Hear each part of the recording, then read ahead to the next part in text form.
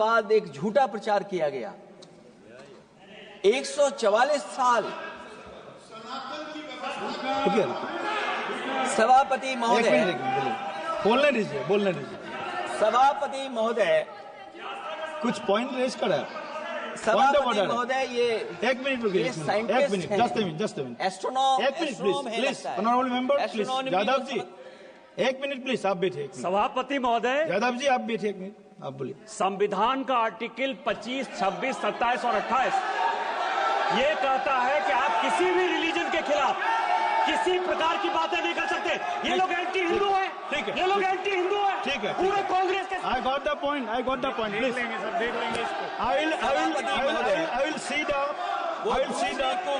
will see, please be seated, आप लोग बैठिए, हम देख लेंगे, सभापति महोदय, हम देख लेंगे, आप बैठिए प्लीज, आप बोलिए, हम देख लेंगे। गौरव जी बोला है ना, प्लीज आप लोग बैठिए, बोलने दीजिए, नेता को बोलने दीजिए, माननीय नेताजी को बोलने दीजिए। वो महाकुंभ की तस्वीर, क्या हो रहा है?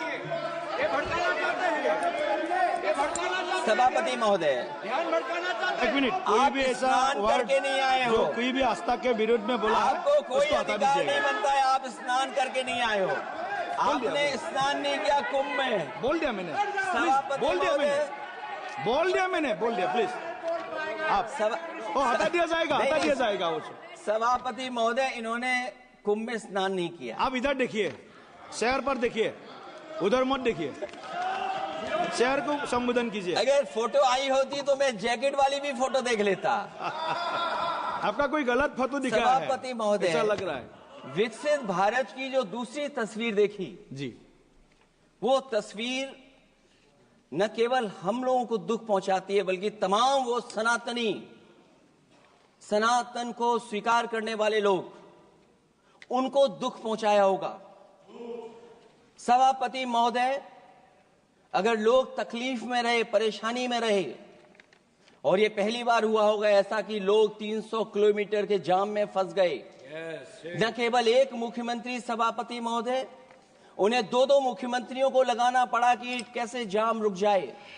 सभापति, इसके साथ साथ इन्हीं के संगठन के लोगों को जब लगा कि वो व्यवस्था नहीं बना सकते, तो इतने दिनों बाद इनके संगठन के लोगों की अपील है कि भारतीय जनता पार्टी के कार्यकर्ता बाहर आए और लोगों को सुविधा दें, परेशानी दें। ये बात तब सभापति आई है जब लोग दुख, तकलीफ, परेशानी की वजह से इनके खिलाफ चिल्लाने लगे, इनके खिलाफ बोलने लगे। सभापति महोदय, मैं ये पूछना चाहता हूं,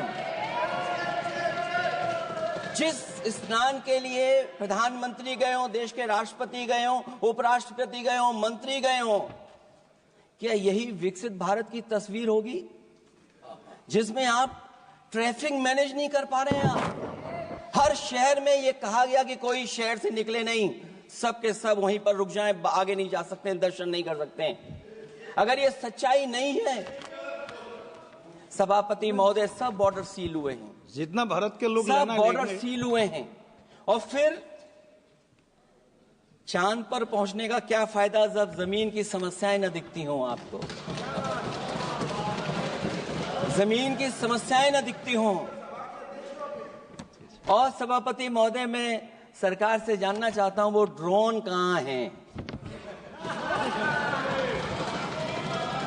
वो जो डिजिटल इंडिया की बात कही गई थी, वो कहां है? जो लोग अभी तक इस बात की डिजिट नहीं दे पा रहे हैं कि कितने लोगों की जान गई है, कितने लोग वहां पर खो गए हैं। सभापति महोदय, इधर विज्ञापन और कार्टूनों की बड़ी चर्चा हो रही थी। मुझे याद है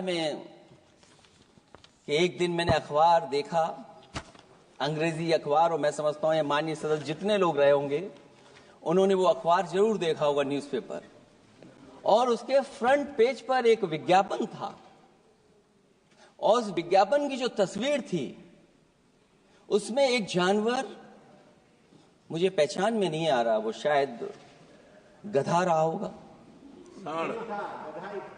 वो जेल के अंदर है। मेरा मन नहीं माना, मैंने उसी दिन सरकार को जगाने के लिए लिखा। और मैं आज सभापति महोदय सरकार के माध्यम से जानना चाहता हूं कि डिजिटल इंडिया करते करते साइबर क्राइम, साइबर लूट और डिजिटल अरेस्ट कितना बढ़ गया है। और जो विज्ञापन दिया था, इस जानकारी के बाद वो विज्ञापन दोबारा अखबार में नहीं आया। वो विज्ञापन की तस्वीर मैं नहीं दिखा सकता हूं। मैं समझता हूं माननीय मंत्री जी उस विज्ञापन को जानते होंगे और देखा होगा उन्होंने। जो विज्ञापन दिया, जनता का भारतीय रिजर्व बैंक से यह सवाल है कि वो अपने ऐसे विज्ञापनों में किसको चित्रित कर रहे हैं और क्यों, और वो कहां से आया है। क्या यह कोई है? अगर आरबीआई यही दिखाना चाह रहा है तो आप अपने खाता धारकों के प्रति बैंक का ऐसा नकारात्मक रवैया न केवल आपत्तिजनक है बल्कि घोर निंदनीय भी है। आरबीआई ऐसे विज्ञापनों से नहीं बल्कि अपने सिस्टम को चुस्त दुरुस्त करके वह जनता में बैंकिंग साक्षरता और बैंकिंग सजगता जागरूकता अभियान चलाकर जनता को सचेत और सावधान करें। उसी के बाद मैं समझता हूं जब भी हम लोग मोबाइल खोलते हैं कोई ना कोई आवाज सुनाई देती है उसके अंदर। क्या सभापति महोदय डिजिटल अरेस्ट के माध्यम से लाखों लाख रुपया नहीं लूटा जा रहा है? आखिरकार उसके लिए जिम्मेदार कौन है? कौन जिम्मेदार है उसके लिए? जो बजट दिया है, जो बजट में बातें निकल करके आ रही हैं, बजट में पीडीए के उत्थान के लिए कुछ भी नहीं है सभापति महोदय। और जो लोग अपनी जीडीपी की न जाने कितनी कहानियां बताते थे, आज वो जीडीपी रेट क्यों कम होता चला जा रहा है?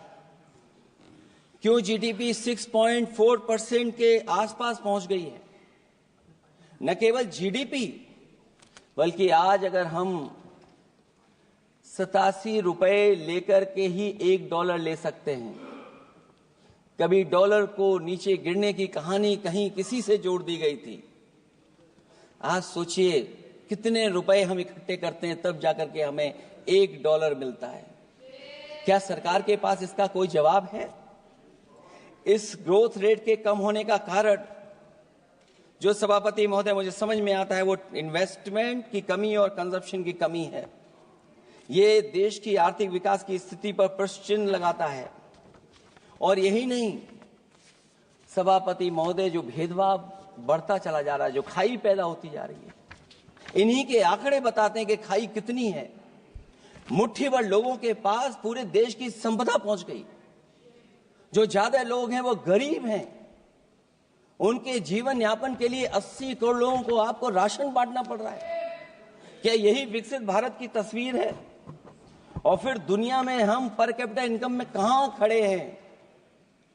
अगर हम केवल सरकार से सभापति महोदय आप